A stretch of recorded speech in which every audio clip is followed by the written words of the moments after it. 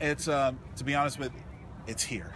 You know, and I don't even know how we got to this point per se. There weren't any particular steps other than me being in the broadcasting business and doing it. And then obviously I got the call from Pac-12, but I jumped on it the moment it came because this is something I've always wanted. But you've had a connection with the Pac-12 being down in LA and yes. doing the SC stuff. Did you always kind of have Washington thoughts? This is where my heart is. There's no doubt about it. This is my alma mater. You know, one of the reasons why they got me from San Diego, Southern California kid up here to Seattle is because I love the scenery, I love the people, I love the atmosphere, I loved everything about University of Washington. So it's something that stays true to my heart. I can't escape that, even though my ties are in Southern California.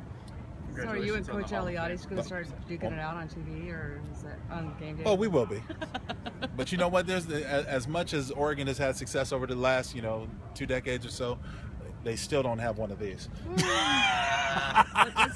There you go. You got see that number 1 there? That's it. Burn. Yeah. That's a burn. If I ever heard one. Congrats on the Hall of Fame. Thanks, man. Appreciate it. Yeah. What did that mean to you going through all that after? To be honest, I didn't know I was that good. Yeah.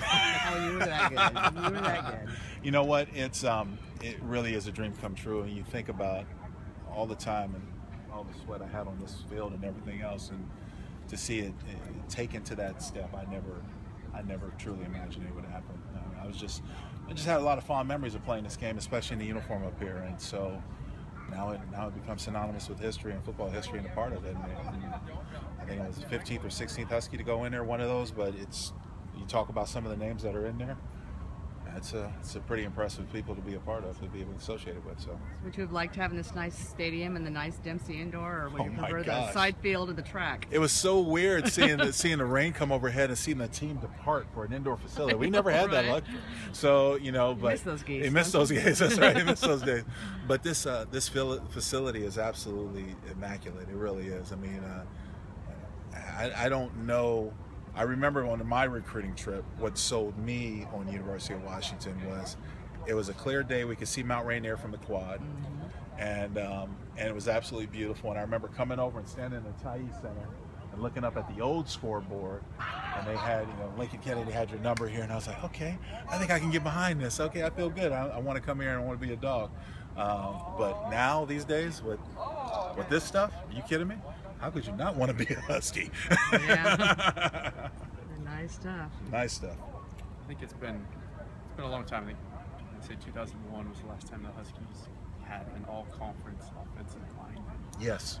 What is it about the position? Obviously, big guys that can do that well don't grow on trees. But what is it about developing that position and getting that continuity and getting back to that point for these guys? The thing about offensive line play, which has always been, you have to be very extremely meticulous and attentive to details. And those details don't grow overnight, because as we grow and get accustomed and used to our bodies, we have to learn how to best utilize our strengths and magnify them, and then of course overcome our weaknesses. But you also have to do it while you're dealing with 4 other guys.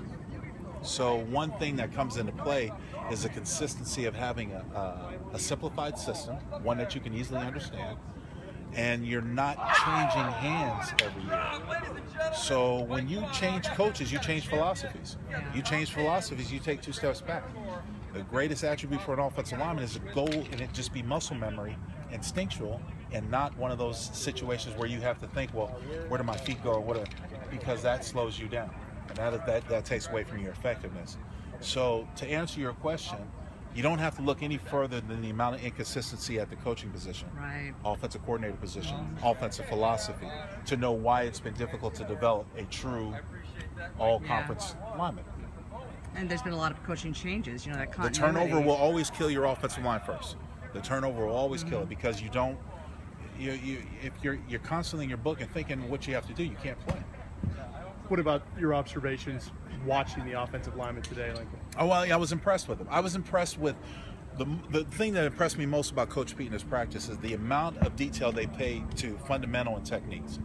Now, most of the time when I go and watch practices these days, you see more people paying attention to scheme, teaching scheme over and over again, and the technique begins to wane. But with football, it's about muscle memory. It's about going over the same technique over and over and over and over again to make it second nature. You can't do that when you're just teaching scheme. So if I'm only teaching you to play, I'm losing something on technique. So to answer your question, I like the fact that most of the practice I saw today, especially in pads, was about fundamentals. How to tackle, how to keep your head up when you hit, how to cut block. All these things that come in were fundamentals. It's not about scheme. And I like the energy I saw. I know it's still early, but I still like the energy I saw. You're good. All right. Really